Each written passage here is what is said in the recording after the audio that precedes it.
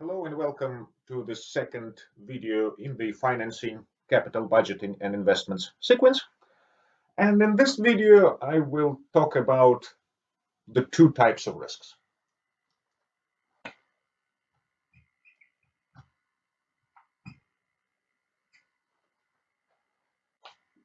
And here I specifically would like to talk about stocks, equities, and the types of risks that they are exposed to. Now, there are probably a million different risks, from climate risk to regulation risk to COVID to interest rate risk, and so on and so forth.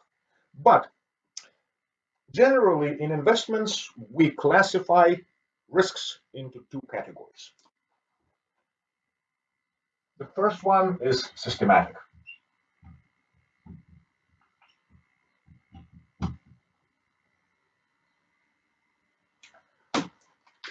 Another name for it would be market risk. Another name for it would be economy-wide risk. These are the types of risks that affect every single firm in our economy. COVID. COVID is a perfect example of systematic risk. There is basically no way to avoid it. Every firm in this country, every firm in this world probably has been affected by COVID one way or the other. Lockdown decisions in New Zealand, they can be viewed as systematic risk. They affect pretty much every firm. There is no way for you to really diversify against that. Official cash rate, OCR. Again, a couple of weeks ago, the Reserve Bank has increased the OCR from 0.25 to 0.5 percentage points. Again, pretty much every firm in this country will be affected by those types of risks. And then on the other hand,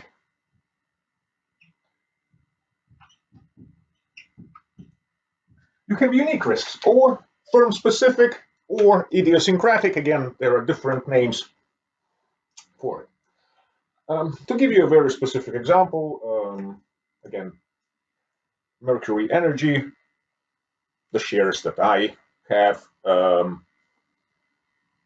value of Mercury Energy will be affected by rainfall because they generate electricity using hydroelectric power plants. However, that risk is quite unique to that particular firm. Air New Zealand, of course, would be affected very disproportionately by travel restrictions. Travel restrictions probably will not affect Mercury Energy that much, but you see where I'm going with this. Some types of risks are just systematic, they're economy-wide. There is basically no way that you can avoid them if you are invested in the market, in the stock market. Then, on the other hand, certain unique risks are, well, unique to any specific company. So,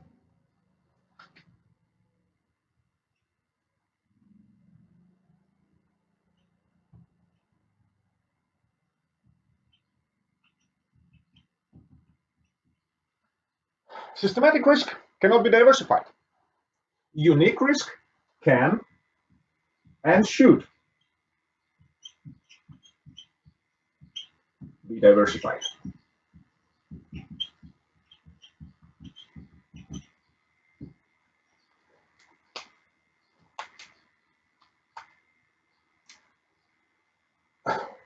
Look, your exposure to unique risk is your own fault.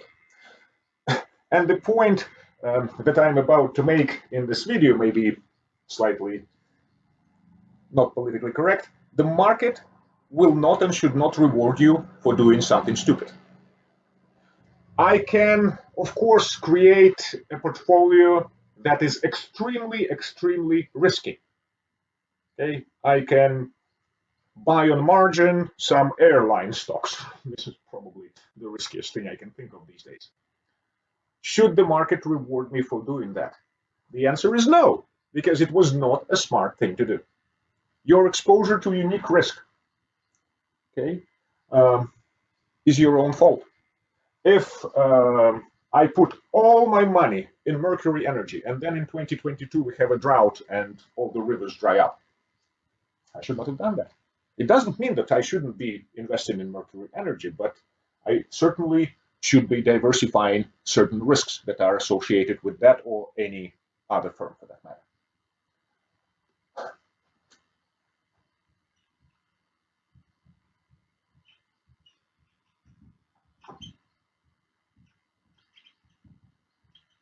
Exposure to systematic risk is necessary if you're invested in the market. Therefore, that exposure will pay you the risk premium, something that we have talked about in our first video in this sequence.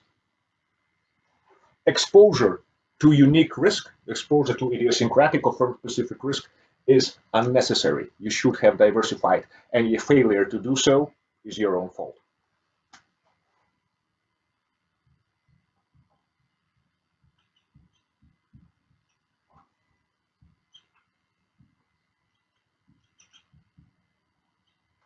Exposure to unique risk does not pay premium.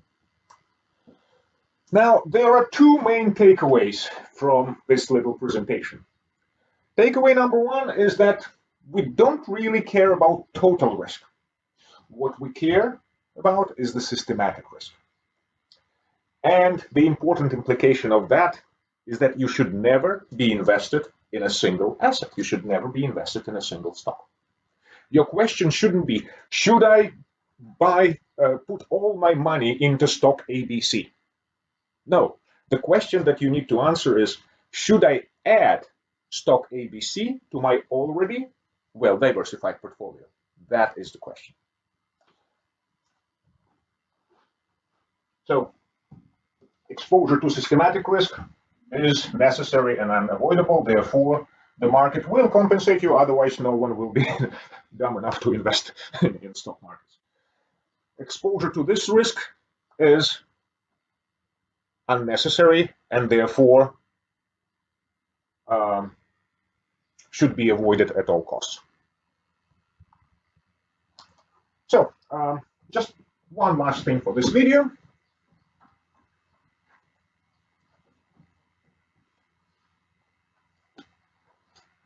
Let's say we have two stocks, A and B.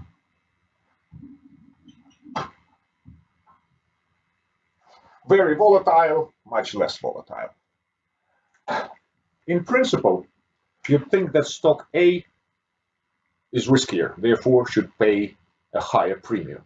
But in reality, we actually need more information. What we do know is that the total risk, total volatility of stock A is higher. But again, that is not what we care about. We care about systematic risk. We care about that portion of risk associated with firm A that is unavoidable. And right here, we don't really have enough information to answer that. Thank you very much. And in our next video, I will be talking about the characteristics of a two-security portfolio.